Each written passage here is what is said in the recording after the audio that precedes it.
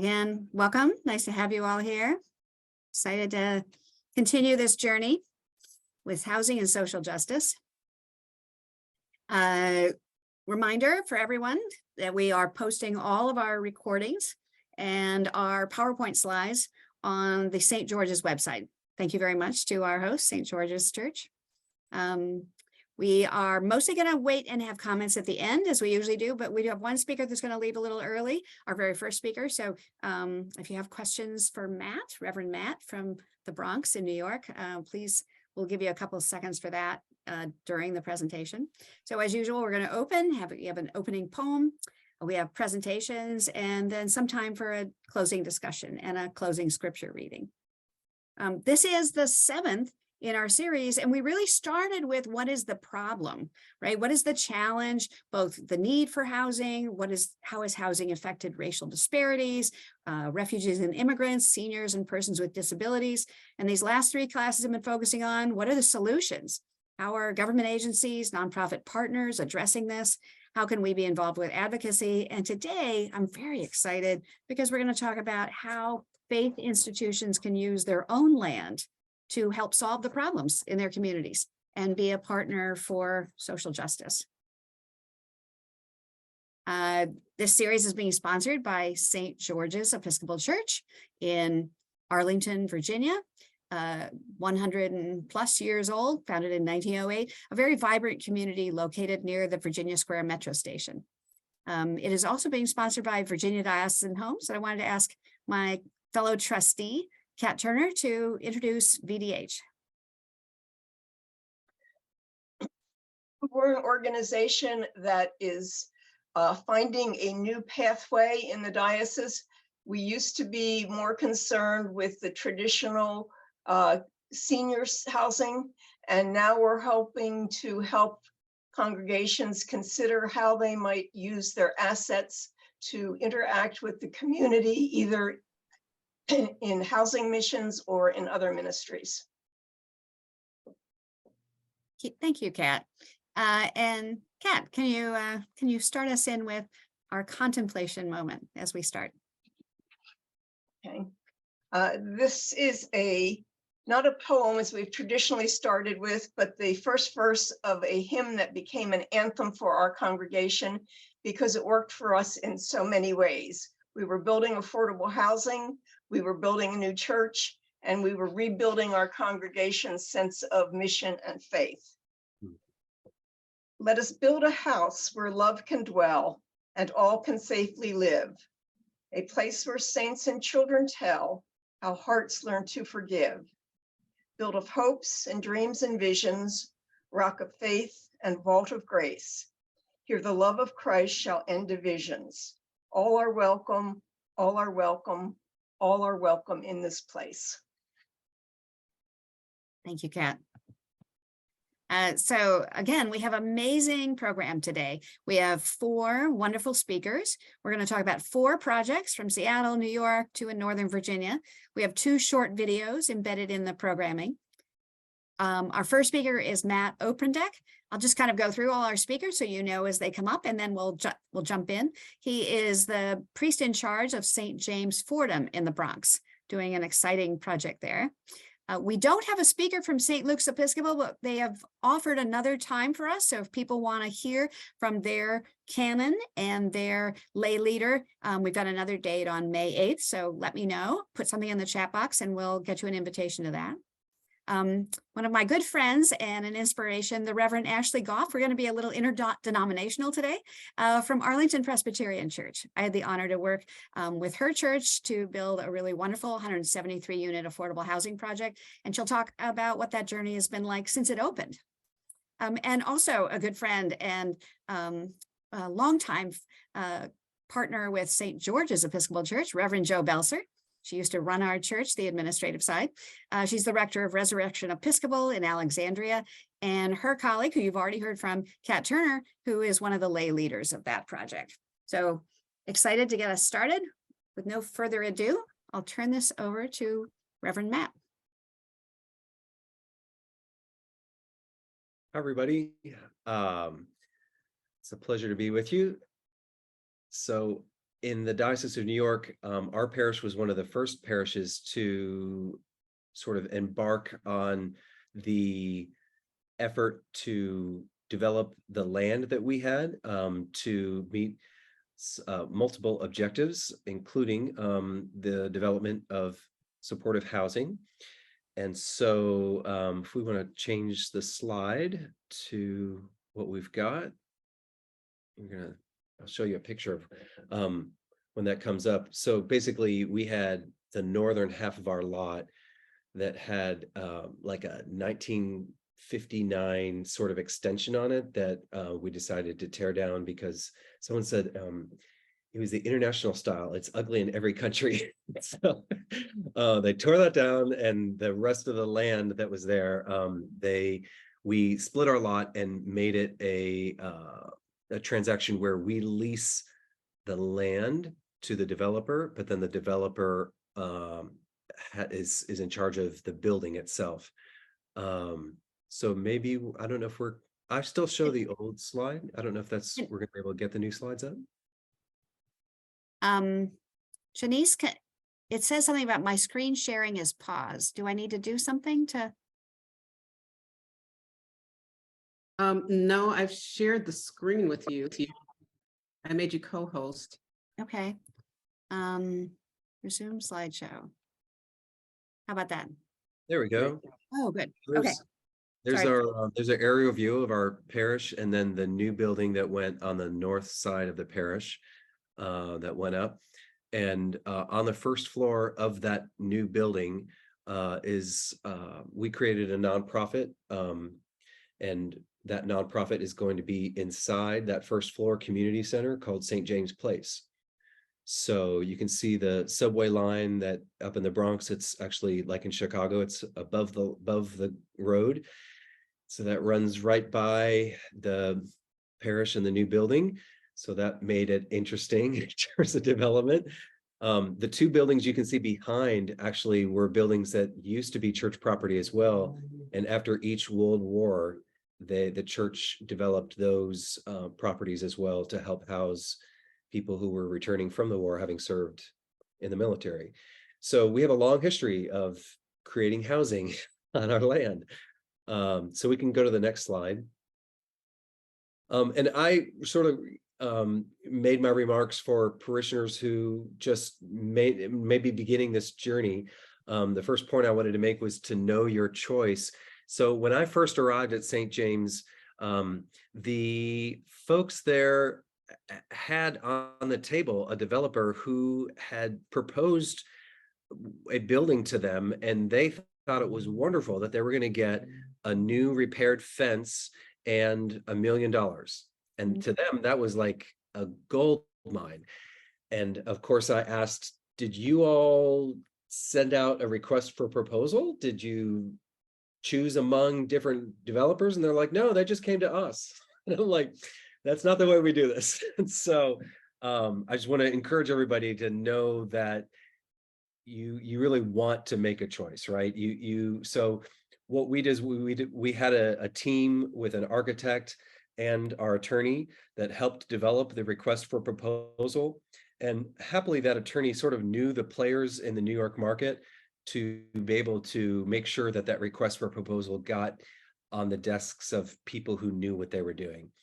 On my screen, the slideshow is now completely gray and blank. I don't know if that's by design or intentional, or Oh, I think that's me again. I'm hold on a sec. Let me see if I can resume share. There we go. So somehow or another, it doesn't seem to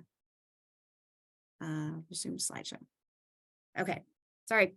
Next slide. Okay. Yeah. So the first point I would say would just know your choice. Make sure that you developed an RFP, and that you've got people on your team that can make sure that that RFP, that request for proposal, gets to the right people in the city where you're developing, so that you have the widest range of choices. And we happily had 6 different developers who came to us.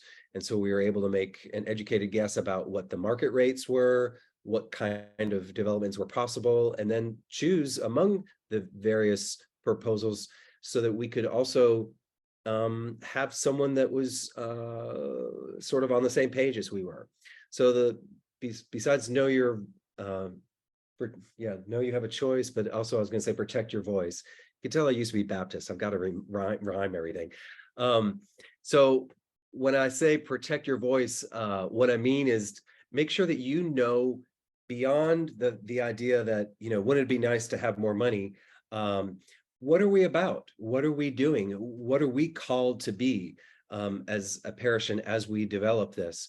So for us, I have the logo there. They kind of got merged through the conversion process, but the New York Episcopal Federal Credit Union will be in the new development side of things. That'll be its headquarters. And then, of course, we have our ongoing St. James Food Pantry, which provides about I think it's about 15,000 meals per month. We provide the equivalent groceries for that. And so that's going to operate out of the center as well. And still in our planning phases, we're hoping to begin to offer hot meals from the new kitchen that we're going to have and create educational programming. Our board has some folks who want to help students who in our neighborhood don't have anyone in their family that has ever gone to college. And so to sort of give them a mentoring process about here's how you select a college, here's how you apply to college, here's what you need to know to be able to take the exams to get to college, etc. And then we're hoping also to partner with some local arts programs and childhood enrichment programming in our new space. But the point being is that, I think it's important to know that what it is that you as a parish are called to do and become so that you can align that mission with your development partner. And then begin to rejoice. So as a result of the process that we've gone through, we're going to have a $1.7 million St. James Place facility for ministry. We're investing $6.6 million in our historic 1850 structure. And it's going to become ADA compliant with new fire systems, rentable air-conditioned space, all the DOB requirements met. We have an elevator. And our heat system has been converted away from carbon use, and so we'll be able to sign up for green energy, and then because of the development, we will have a reduction in our real estate repair and maintenance budgets because, as you all know, when you're dealing with historic structure, there's always something. So it's good to sort of finally stop kicking the can down the road and begin to do all those deferred maintenance things that no one ever seems to have the money to do. And so the goal is at the end of this process, we'll have about $350K as seed money to invested for, maintenance things that come up and capital needs that come up with the developed space. There's another slide. That's just showing sort of like our ADA compliant ramp that we're going to install on the one side and just restore all the sidewalks to sort of make it, just more user friendly. I think that for me, the biggest thing about this has been that it's really great to work with the building developer that we're developing with because they're a nonprofit and they want also to improve the neighborhood and care about the people that we're serving. You just don't have the same type of dynamic that you have when you're developing a property that somebody's just simply looking to, make some money and get out of the way afterwards. In our particular building, there is going to be supportive housing as well as affordable housing. And so what that means is there are full-time staff that live on our campus, providing for the needs of the people with special needs. And because of that, we have 24/7 security as well, which is fantastic. And so it's another way that we've really feel like this is a step forward and it's a win-win. The last thing I want to say to everyone is do not try to do this without an attorney. It's just, I'm a former attorney, I'm a recovering attorney. And even so, you just so badly need an attorney to make sure that there's someone who's advocating on your behalf and to know what's normal and what's not and what's acceptable and sort of to also be the voice that says, sorry, developer, we can't do that. We're gonna have to come up with a third way. And it's just really, really, really helpful to have an attorney on board who can sort of play that role and be that voice and that advocate for you. That's all I got. But I'm just delighted to share with you the exciting things that are going on up here in the Bronx. Well, thank you, Matt. I just wanted to break for a minute, see if anyone in our group has any pressing questions for Reverend Matt. He does have to take off, and we'll have discussion time for the rest of the presentations at the end. Anything? He does have some really cool Lewis Comfort Tiffany windows that are a beautiful part of the renovation. So yay. Matt, right. could you just say a few words about how you're financing this project? Yeah. So the Episcopal Diocese of New York provided us with a no interest loan to get the RFP and the architect and attorney getting the ball rolling. We then once we had our development and we had a closing, we paid the diocese back for those upfront construction costs.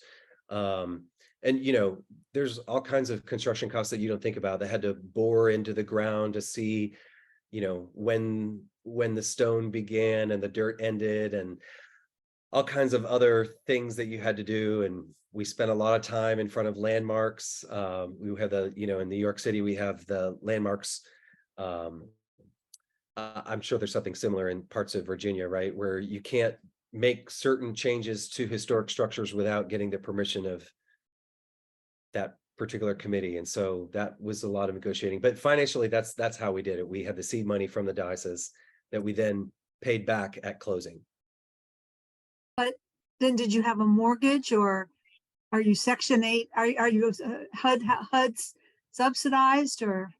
Yeah, so the developer on the north side of the lot, so there's basically two projects. We're renovating our historic structure, and then on the north side of the lot, our development partner, they're called Concerned Housing for Independent Living. They're developing and they're building the building itself. So the financing's to them, not through That's you. to them, right? We had nothing to do with it, and their financing was through New York State, not through New York City. And so yeah, that was all on them.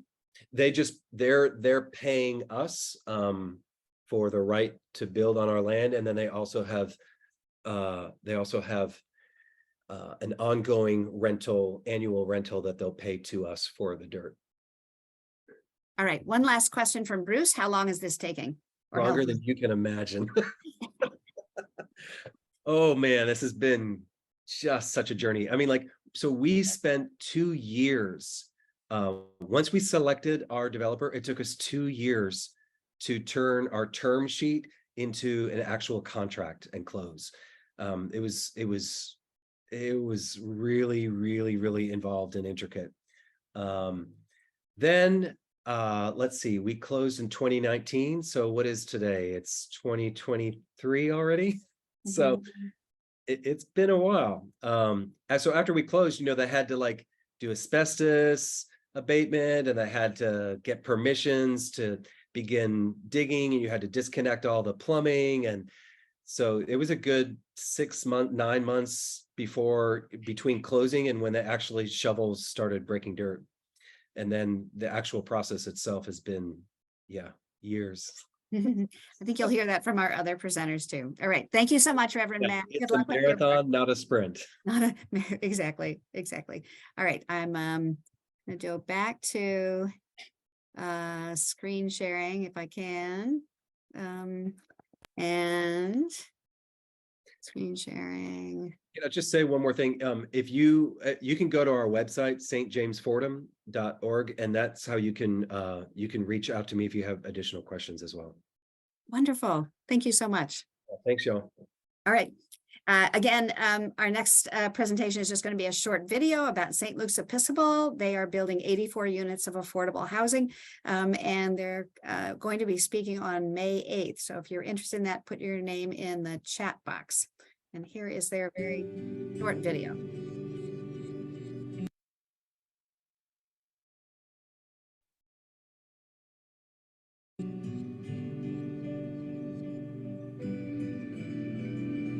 The mission of St. Luke's Episcopal Church is that we feed people in body, mind, and spirit with the love of God, in the name of Jesus, and by the power of the Holy Spirit. What drew me into St. Luke's is the compassion of the people and the things that they are doing for the community. We had old buildings on the property that were not well maintained, and we discovered that to improve them was going to cost us $1.5 million. If we were going to do that, we might as well look at what to do with the whole property that would really be a better stewardship of 55,000 square feet of land. That prompted us to begin considering how we could use our land to sustain St. Luke's and respond to our community's needs. We engaged our congregation, neighbors, partners, and diocese in a visioning process to identify core values, vision, and mission. This led to a redevelopment of the property in order to build much-needed affordable housing and a new St. Luke's that would be financially sustainable for the next 100 years. The Ballard community has been in a massive transition for at least 10 years, maybe more, as it moves from being a primarily single-family, mostly working-class neighborhood with its history in lumber and in fishing, to a very gentrified neighborhood with lots of multiplexes and studio apartments and younger people. Affordable housing no longer exists in Ballard. And so we have another related crisis, which is the crisis of homelessness.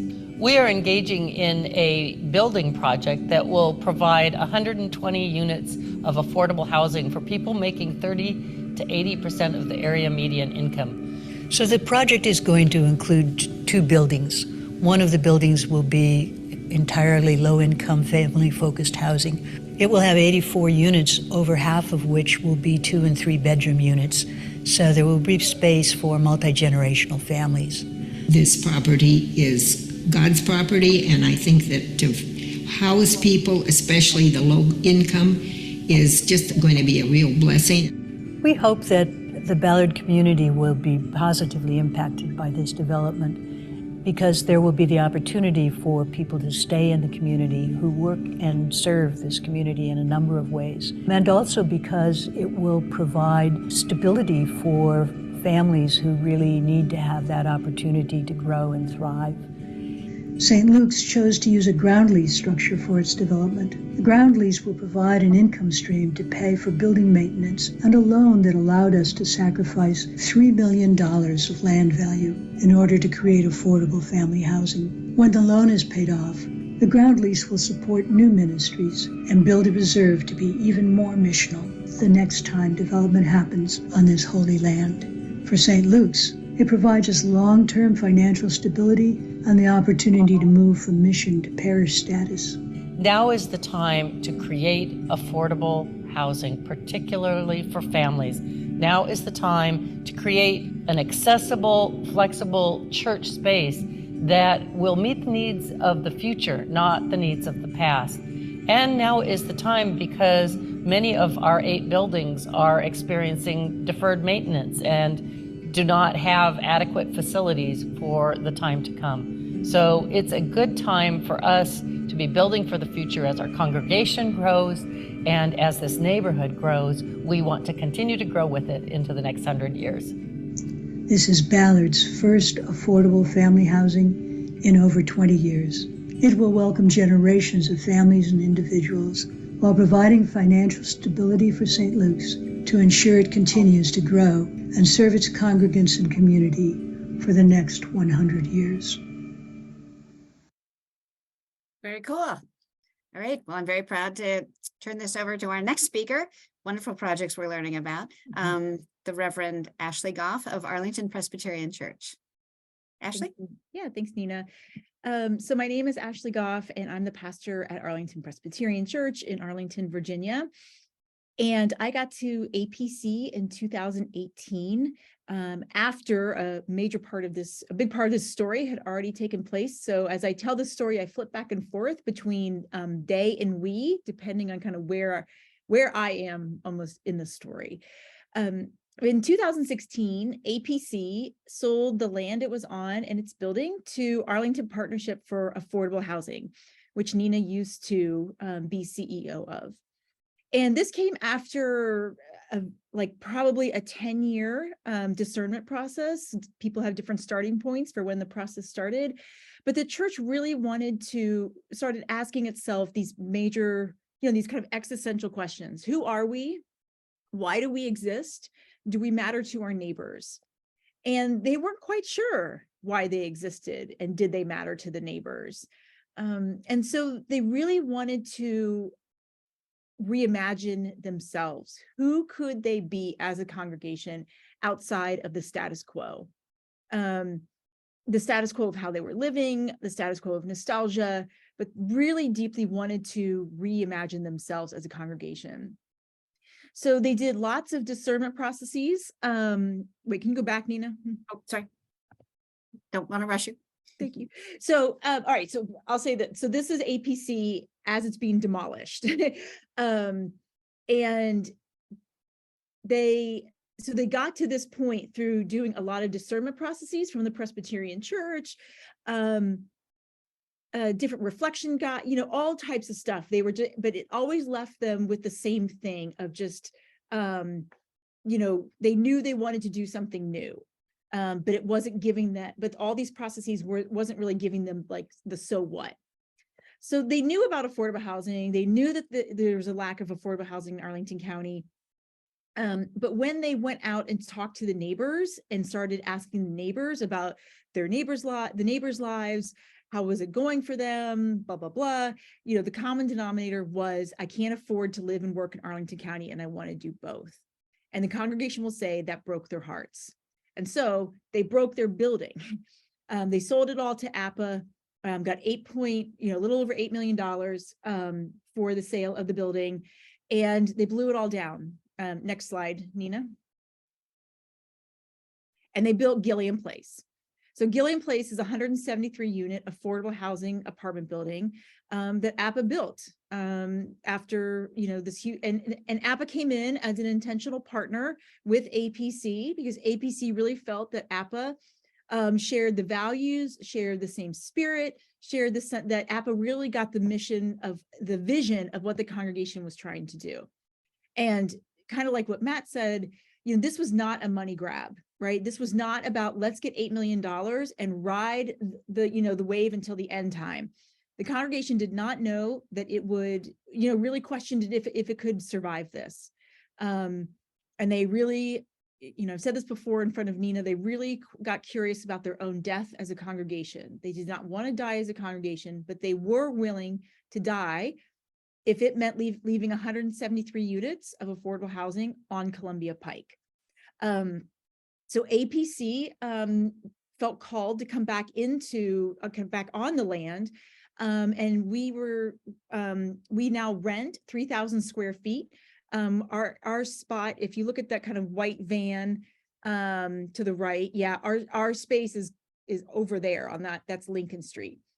But we have around 3,000 square feet. We did our own build out. So we are on the entry level of Gilliam Place. And we did that to maintain the commitment to the affordable housing crisis in Arlington County. And so we could be very intentional about how we were going to show up as neighbors.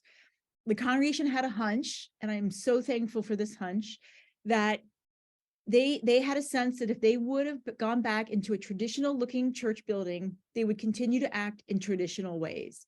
And so they needed a new physical space to reimagine themselves, to be really, really transformed and made new. And I absolutely 100% am so thankful for that, because that's true. And I myself, as a leader, I am transformed in this space too. So next slide, Nina. So we got in here in November 2019. We finished our own build out. And what happened next? March 2020, the pandemic. So we had to pivot quite quickly about how we were going to show up, right? The pandemic really forced us to show up in ways that we didn't even imagine. One of those ways is, so that's Gilliam Place in the background, that beautiful building. Yep, thanks, Dina. And what you're looking at is the garden of APC and the garden of Gilliam Place. This is about 12,000 square feet. And APA realized at some point that they weren't going to need this. This was part of the sale. they weren't going to need this land to build Gilliam Place. And so they were going to sell the land to a to a builder who was going to build 2 kind of big, fancy homes. The church got wind of it and told APA to stop the process. And the church ended up buying this land back. So to be an intentional green space for the neighborhood, particularly Gilliam Place. So this is considered the backyard, the front yard of Gilliam Place. And what happened during the pandemic, or kind of at the tail end of kind of as vaccines were coming out, was we started doing garden concerts. So these happen a couple times a year. Local artists come, and there's free live music in the garden. So you can see kind of the beauty of this space. And we get about 100 people kind of jammed into the garden listening to music.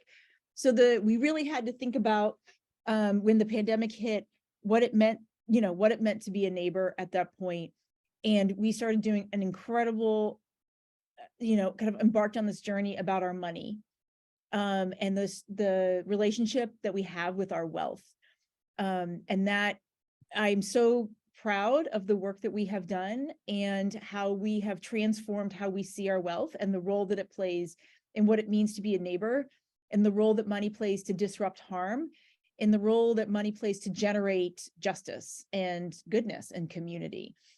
Our work is to really create stability in this ecosystem that we're working on, right? With APA, with some other partners in the building, with our neighbors, but the work is to create an ecosystem where folks feel stability in relationships, feel stability in their home. Thanks, Nina. So this is this was this past Easter. You can get a little glimpse of our space, but no pews, no organ, none of that. We create a space that's very flexible, it's very nimble, which helps us to be the same in how we respond and how we show up. So we are also, we became a More Light Presbyterian church, which is basically an open and affirming Presbyterian church for LGBTQ+. And we just were able to right size ourselves in our space, in this new space. And I'm very, very thankful for that. So next slide, Nina. So I think this picture kind of captures it. This is in our garden. And this is one of our APC kids playing chess with one of our neighbors. This was actually Easter last year. And I just really appreciate the intergenerational moment here, the tenderness of this moment, the spontaneity of this moment, that there was a table, 2 chairs, and a chessboard, and 2 people wanted to play. And it turned out to be Sammy and Daniel. So I just really adore this picture. So some of the things that we've done, and as the congregation continues to listen to our neighbors, right, and put the neighbors at the center, our work continues to be decentering ourselves kind of in our own life and our own community.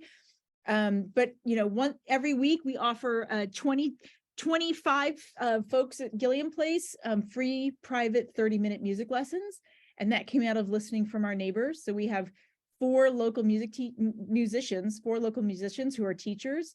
And we raise money for this. We built community through this. It's another way of bringing stability, bringing creativity to the building, bringing access and equity to the building. We partnered with APA. The eviction kind of crisis continues in all of this through as it did in the pandemic. That is not over. So APA came to us a couple, in March, asked for a pretty big amount of money to help clear out some rental debt for residents. And we gave a $200,000 gift to APA to clear out rental debt. And that was part of our money story. That was part of our call to reduce the harm that debt causes, and to, keep the neighbors at the center, and also,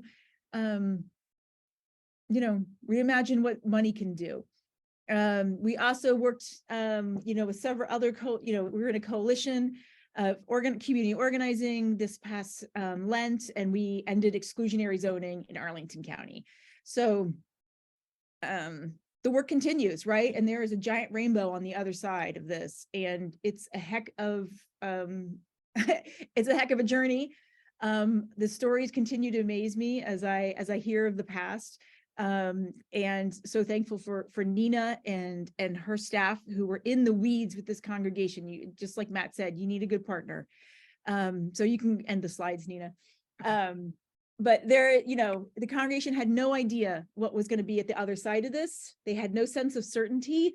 But there are lots of things we are certain of now, not that we're going to last forever, but we are very certain of our call here and what it means to be a neighbor. So thanks, All right. Nina. Thank you. Thank you so much, Ashley.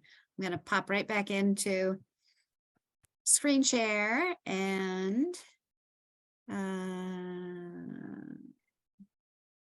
have another video. We're going to jump into the story of resurrection. On Holy Saturday, 2021, Bishop Susan Goff consecrated our new Church of the Resurrection building just in time for Easter. Soon thereafter, our developer, AHC Inc., held a virtual grand opening of the Spire, a 113-unit apartment complex it had built on a portion of our 2-acre plot. AHC is a not-for-profit affordable housing developer we had selected to help us achieve our vision of providing affordable housing for 113 working families. A few days before the consecration, the first 19 families had moved into the Spire. This was the culmination of a nearly 8-year journey of faith to discern why we were still here, despite all the factors that would diminish the church.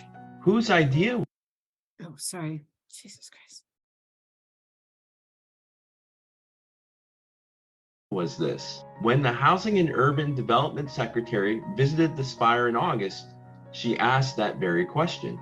The answer our rector gave is the one I will share with you. It was God's idea. The idea to discern a new future came when the congregation realized that most of our attention was spent on trying to maintain what was essentially a dying church, and less time on the mission work that had been so important in our 50-year history. In a nearly year-long revisioning process, the whole congregation identified and considered 20 possible scenarios for its future. Consensus developed around staying together as a worship community and recapturing a sense of making a difference in our community that was such an important part of our congregation's history.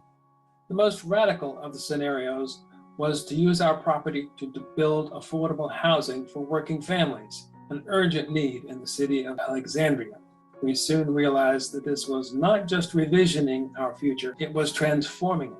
In December 2013, 96% of our congregation voted in favor of building affordable housing. We had 2 subsequent votes in later years, reaching 99% as our final go approval. We did not know what we were getting into. However, we found partners who helped us succeed, most especially our development partner, AHC, and the City of Alexandria Department of Housing.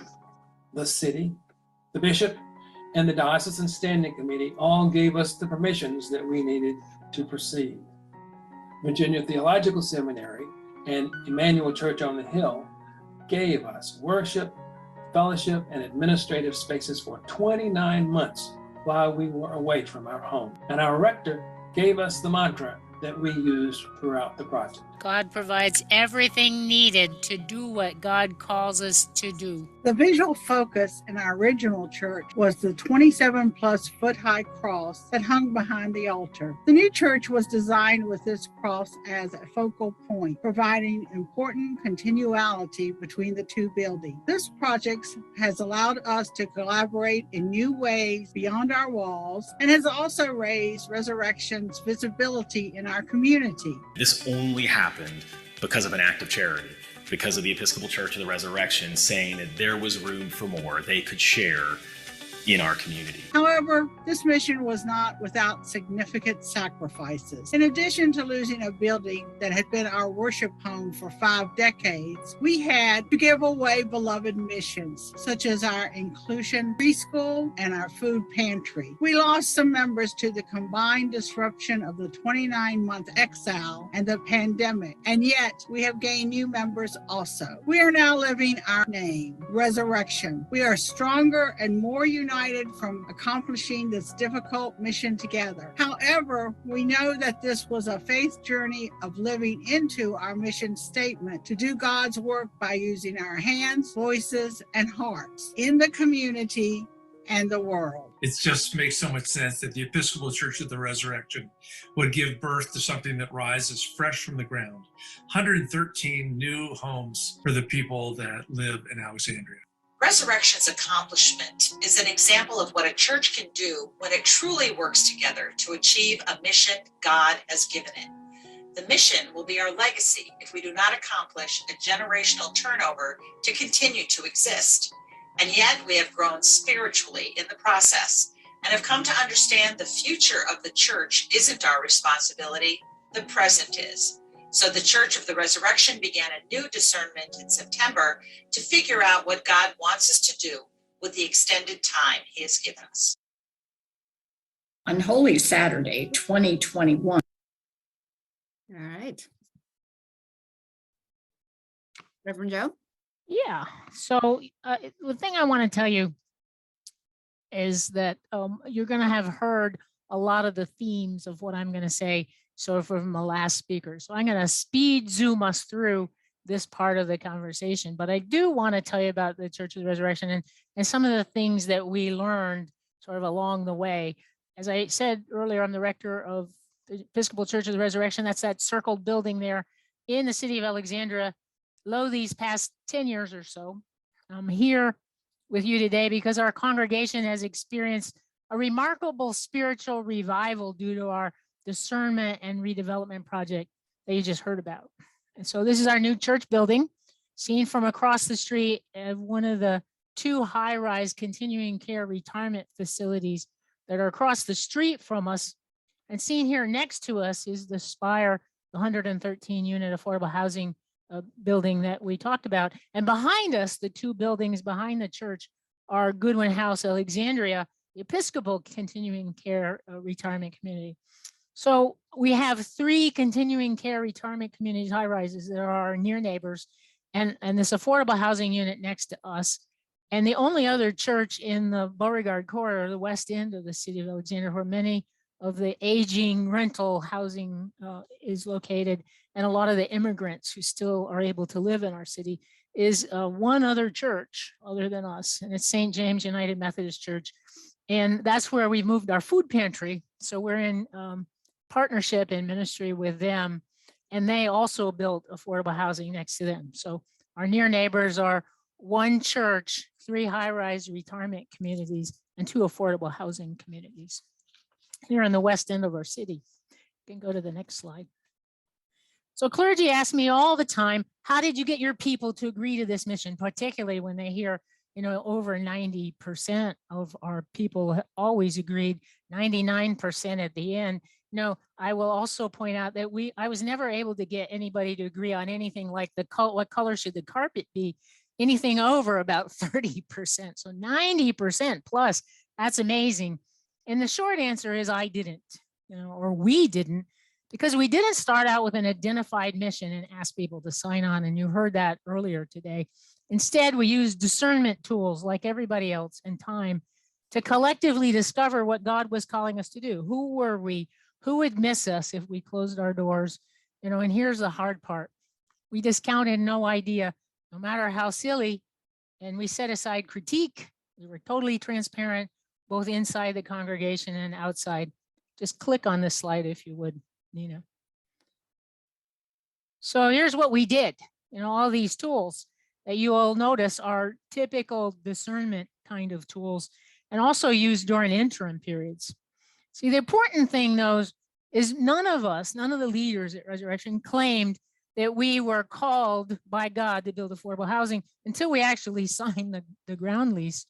That was many years after we began discernment. What we admitted to was we were called to do something by God, and we were discerning together what that would be. You can go to the next slide. The thing is, Resurrection, as it had run short of money and aged over the years, had set aside doing hands-on outreach due to that lack of money. And we began to thrive again during our discernment when we turned our attention outward and started giving ourselves away. Like you heard already, we asked ourselves, what would happen if we gave ourselves away, if we had to close our doors? And then what we realized in the process was we were being revitalized, even as we were discerning. And then what we decided was we were going to live our name, Church of the Resurrection, and see if by dying we could find new life. And this had great appeal to an aging congregation with a history of radical mission, whose children don't go to church by and large, in a changed community, that is the west end of our city. So we didn't have the resources, but we collaborated with other churches and other organizations that did. So what we ended up doing was we determined that we were in mission to live God and do God's work out in the community and out in the world. As we talked to our bishop, what we decided was we had to build at least 100 units of affordable housing, primarily for working families, so not 1-bedroom units. And we decided on the area median income of between 40 and 60%. So that was our requirement. And the reason was if we were going to have to tear down our church to build this housing on our 2-acre plot, we wanted to get at least 100 units of affordable housing out of it. And our bishop's requirement was to build a new church of at least 5,000 square feet. Okay. Now, we didn't really want to build the church, but the bishop convinced us that that was our new mission field. I wanted to show you this because we really were gifted by, as you heard, the seminary that's less than 2 miles from Church of the Resurrection and Emmanuel Church on the Hill, which is a church, Episcopal church that works in partnership with the seminary, because they gave us administration and worship space and fellowship space for 29 months. But this is what we looked like when we were worshiped over there in their beautiful Emmanuel Chapel. And this is what we told the people the Church of the Resurrection would look like. We didn't have even a diagram of what our building would look like for a long, long time. And you can click to the next slide, Nina. I will also admit, albeit this is in public, it wasn't until the church was nearly completed that we were certain we had enough money from the ground lease and other resources to complete the church. But luckily God intervened and a lot of things went our way, so we were able to do it. This is what the church looked like on March 5th when our bishop came to visit. We don't have enough parking so that we can all be there at one time. We have 3 services on Sunday. The top picture is the combined 8 and 9 o'clock worshipers. And the bottom picture is the 11 o'clock worshiper. So we've grown in our new space and in our new mission. You can click on the next one. I keep telling people, by the way, they ask me, what happens when our guys get so old they won't be able to worship? And I say, we have 3 high-rise retirement communities next door. God will send us new old people. So, it's a matter of perspective there. I wanted to just show you what happened with our people. And this is just a representative sample of some things our folks said or some of our leaders said when our bishop came to visit in 2019. Actually, it was 2020, just before the pandemic started. Whatever year that was, I have a mental glitch about time since the pandemic started. But in February, our bishop came to visit just before March, the pandemic started. And this is what some of our leaders told her. This is our treasurer. And I asked him to say something about how this endeavor changed them or deepened their faith. And our treasurer said, I watched in amazement as everything we needed just appeared. Of course, it didn't just appear. We did work, of course, but things, as I said, broke our way. And it allowed us to sort of end the project using the $4.1 million we got for the first 65 years of the ground lease that we got up front, and with about $100,000, a little more left over. You can click the next slide. This is a woman who was called as one of our senior wardens during the 8-year process. What I've learned about faith, God truly does provide everything needed to do what God calls us to do, and compromise is required.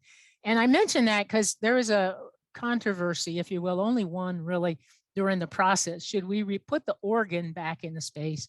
And it became clear that that could be so divisive an issue, we would just do it, whether we figured we would need it or not. And interestingly enough, that organ is the only thing we have left on the project, and it's more than 2 years overdue. Please click to the next one. One more of these. This is a man who was a senior warden during the project too. And he said, I wonder, was everything that happened a coincidence? Or there's something larger at play? Of course, I could answer that for him. But he did testify that we're a stronger congregation and have the faith to finish what we started. We can go to the next one. And I just want to say our mission has changed, like everybody else said. You know, what our mission turned to, this is a new discernment after our project was complete and we were in our new building and all of that. What are we still here to do? And what we decided was we were to be the community church for our neighbors, the ones I described to you. So we do everything we can to get to know our neighbors in the high-rise communities and in the housing units, both of them. And, you know, we do all kinds of things like Easter egg hunts and Halloween events and after school events and craft fairs, you name it. Anything we can think of that after we talk to them and hear what it is they need, you know, that we can do or provide, we'd be happy to do that, you know. And it isn't because we really think they're going to come worship with us, although a few do. Really, it's just we're trying to be community where these high-rise buildings exist. And our whole community, you can click to the next one, please. Our whole community in the west end of the city of Alexandria is in the process, the beginning process of being redeveloped, you know. So what we told ourselves all along the way is that if we did this project and succeeded, you know, we will have done a generational turn, and we're still in the process of figuring out, you know, how that's going. And it looks like we've been revitalized, and we will just see if God keeps sending us new people and new missions, you know, that will continue to exist. But we figured even if we didn't succeed, like somebody else said, what would happen would be that we would have lived our mission, you know, and we would have created a legacy and given the diocese a mortgage-free building in the part of the city that's being redeveloped. And that's my part of the conversation. Kat has some stuff for us too. I'm going to do some lessons learned from our project, and this could be a lesson in and of itself, except that you already know this. God doesn't call the fit.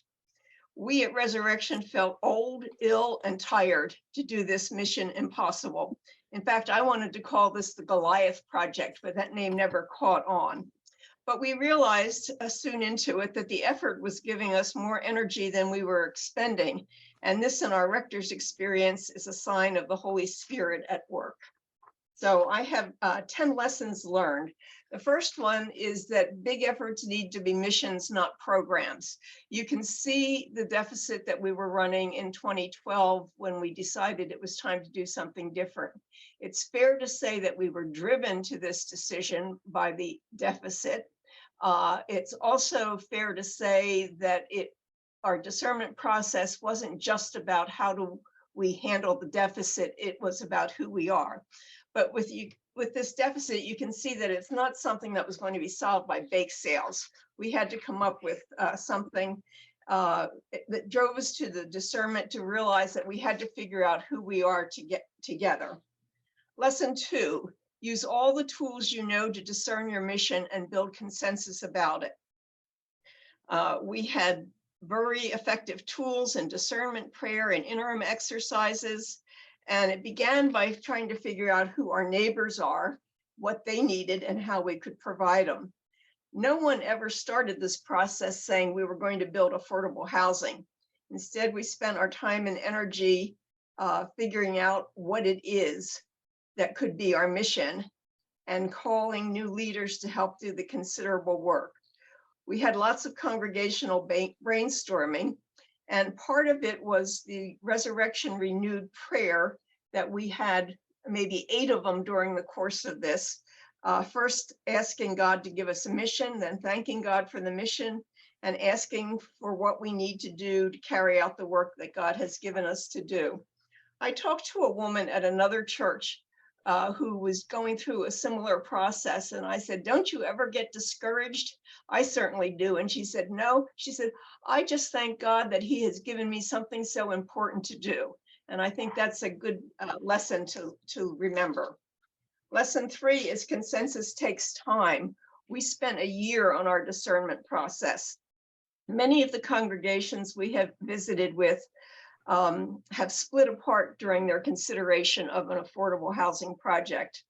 We have noticed that the ones that didn't split had taken longer to discern their mission than those who fought over what to do. Plus, the discernment process itself is revitalizing. And the communications, by the way, includes sermon. Almost every sermon preached at Resurrection in the 8 years it took us to complete this project looked at the lessons of the day through the lens of our developing sense of call and mission.